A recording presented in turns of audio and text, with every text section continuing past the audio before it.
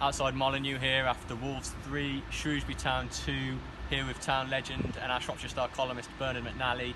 I mean, what a pulsating 90 minutes, a pulsating 180 minutes over 2 FA Cup ties, where Shrewsbury, I think, did everyone proud and really gave their all.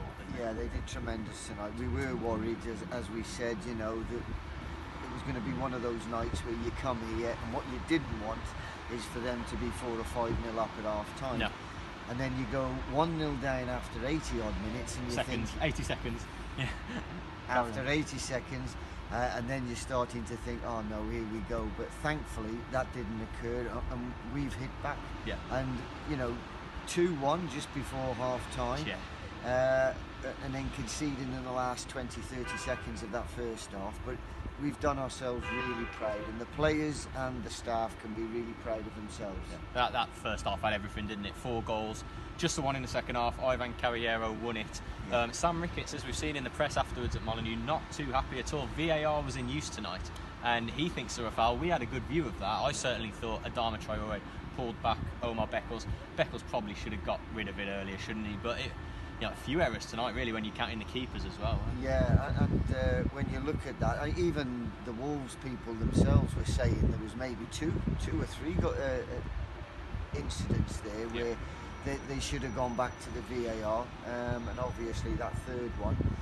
Beckles, we felt, should have played it down the line just to clear his lines, but that's still no excuse for Traore to be able to grab him and basically grapple him to the ground. So yeah, that was a bit disappointing.